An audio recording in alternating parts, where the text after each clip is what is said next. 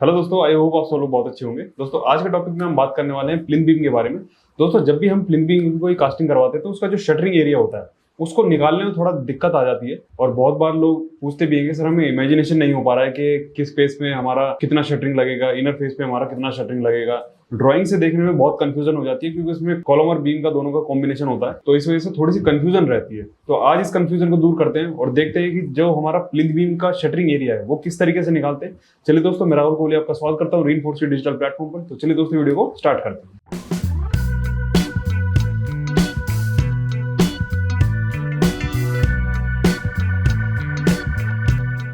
देखिए, सबसे पहले मैं आप लोगों को ये दिखा देता हूँ कि जो हमारा प्लिंथ बीम है वो आपका ये बैठ रहा है और ये कॉलम यहाँ पर इसके कॉलम के जो सरिये हैं वो खड़े हुए हैं। इसकी मैं आपको एक और इमेज दिखा देता हूँ। ये देखिए, ये सामने से आप देखेंगे तो प्लिंथ बीम आपको कुछ ऐसे दिखेगी।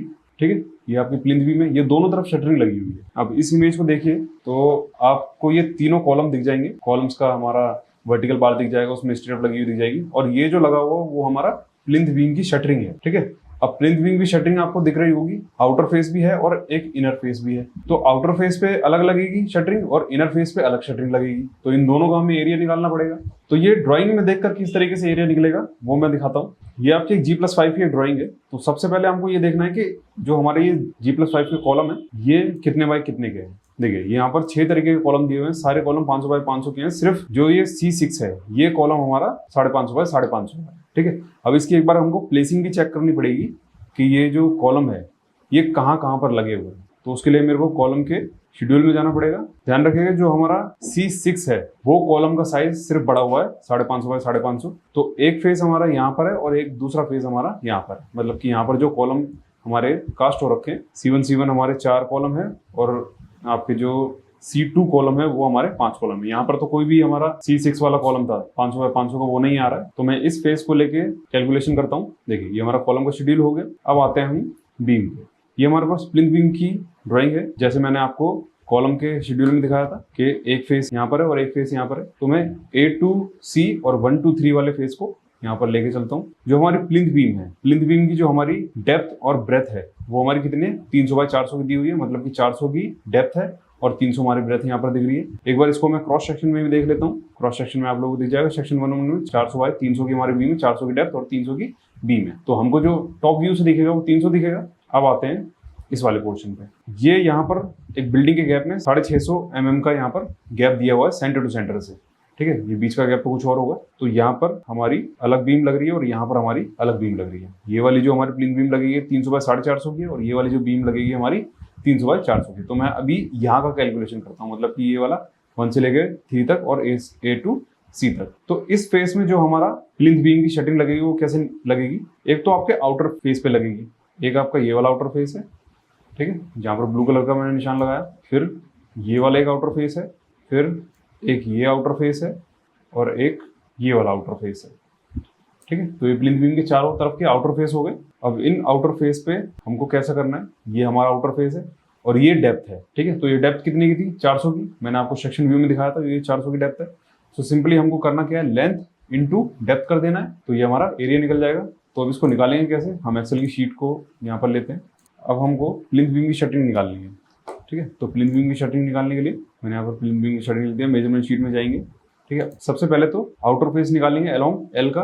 नंबर ऑफ मेंबर मैंने 2 दे दिए। क्यों, एक बार मैं अगर यहाँ का निकालता हूँ लेंथ अलोंग एल वाली साइड का, तो मैं दूसरी तरफ का भी निकाल सकता हूँ। जैसे कि अगर मैं इस फेस की लेंथ निकालूँ आउटर टू आउटर, तो ये वाला फेस और ये वाला फेस सेम ही रहेगा।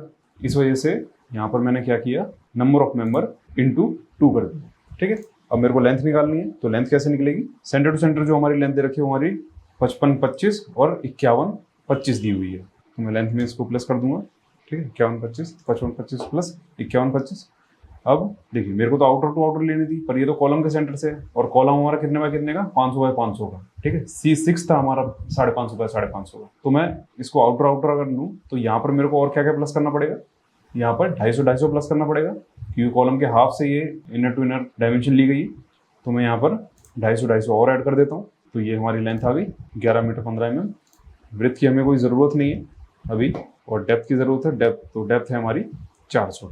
तो ये हमारा आउटर फेस निकल गया। लेंथ इंटू डेप्थ कर देंगे और इंटू 2 कर देंगे तो दूसरी तरफ का भी निकल जाएगा। इस वाले फेस का और इस वाले फेस का निकाल लिया है। अब हमारा ये वाला फेस मतलब ब्रेथ वाली साइड का फेस रह गया।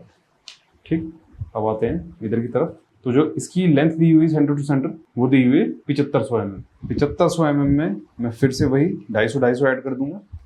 तो ये हमारी लेंथ हो गई 8 मीटर की। ब्रेथ की अभी कोई ज़रूरत नहीं है और डेप्थ हमारी सेम वही रहेगी। अब इसकी क्वांटिटी निकालने के लिए 8 इंटू 0.4 कर देंगे और इंटू 2 कर देंगे दूसरे साइड के फेस के लिए भी। ठीक है, तो ये हमारा टोटल क्वांटिटी निकल गई सिर्फ आउटर फेस के लिए।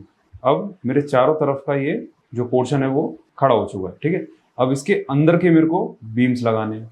ठीक है, तो अंदर के बीम्स लगाने के लिए मुझको इनर टू इनर लेंथ चाहिए होगी, मतलब यहाँ से लेकर यहाँ तक की लेंथ चाहिए और यहाँ से लेकर यहाँ तक की लेंथ चाहिए। तो यही सेम लेंथ हमारी यहाँ पर भी आ जाएगी, यही सेम लेंथ हमारी यहाँ पर भी आ जाएगी, यही सेम लेंथ हमारी इस फेस के लिए भी हो जाएगी, इस फेस के लिए भी हो जाएगी और इस फेस के लिए हो जाएगी। ठीक है, आप सोच रहे होंगे कि मैंने ये वाला बीच में गैप कवर क्यों नहीं किया, क्योंकि यहाँ से जो हमारी ये वर्टिकल बीम आएगी, मतलब कि इस तरफ की जो बीम आएगी उसको भी तो कास्ट करना पड़ेगा। जब वो कास्ट करेंगे तब हमारी बीम मेरे को ये वाली डायमेंशन लेनी पड़ेगी, फिर ये वाली डायमेंशन लेनी पड़ेगी। अब मेरे को इनर टू इनर डायमेंशन लेनी है चारों तरफ की। ठीक है, तो इनर टू इनर डायमेंशन इस तरीके से लेनी है। एक हमारी हॉरिजॉन्टल डायमेंशन को हम पिक करते हैं, फिर वर्टिकल को करते हैं। तो इनर डायमेंशन हमारी यहाँ पर क्या हो जाएगी, पहले हम इसका डिस्क्रिप्शन लिख लेते हैं। ठीक है, अब इसके नंबर ऑफ मेंबर कितने हो जाएंगे, 4। नंबर ऑफ मेंबर 4 कैसे, एक पोर्शन यहाँ पर लगेगा, एक पोर्शन इधर लगेगा, एक पोर्शन इसके इधर लगेगा और एक पोर्शन यहाँ पे लगेगा। ठीक है, तो ये 4 फेस हो गए जैसे मैंने आपको अभी ड्रॉ करके दिखाया था। तो इसकी डायमेंशन इनर टू इनर कितनी होगी, ये 25, 50, 51, 25 में से हम क्या करेंगे, 250 का कॉलम यहाँ से माइनस कर देंगे, 250 का कॉलम यहाँ से माइनस कर देंगे और 500 का कॉलम यहाँ से माइनस कर देंगे। 250, 500, 250, इसमें माइनस 250 हो जाएगा, फिर से माइनस 500 हो जाएगा, फिर माइनस 250 हो जाएगा। ठीक है, तो ये हमारी लेंथ आ गई। ब्रेथ की ज़रूरत नहीं है, सिर्फ डेप्थ की ज़रूरत है। तो डेप्थ आ जाएगा मेरा 400। लेंथ निकालने के लिए लेंथ इंटू एरिया निकालने के लिए लेंथ इंटू डेप्थ कर देंगे और 4 से इंटू कर देंगे, क्योंकि इनर के जो हैं वो 4 फेस हैं। ठीक है, अब आते हैं इनर की अलोंग बी की तरफ। इसके फेस भी 4 ही रहेंगे। कैसे, एक फेस हमारा यहाँ से यहाँ तक हो जाएगा, एक फेस हमारा यहाँ से यहाँ तक हो जाएगा, एक फेस हमारा यहाँ से यहाँ तक, एक फेस हमारा यहाँ से यहाँ तक। ठीक है, तो ये भी 4 फेस हो गए। अब इसकी लेंथ लेनी है। ठीक, तो लेंथ हमारी कितनी होती है, 7500, उसमें से माइनस 250, 500, यहाँ से 250, 7.5 माइनस 250 माइनस 500 माइनस 250। ठीक है, तो ये हमारा 6500 हो गया। ब्रेथ की इसमें अभी शटरिंग एरिया में ज़रूरत नहीं है, सिर्फ डेप्थ की ज़रूरत है, तो वो 400 आ गई। अब इसको हम मल्टीप्लाई कर देंगे लेंथ से, तो ये हमारा एरिया निकल कर आ गया।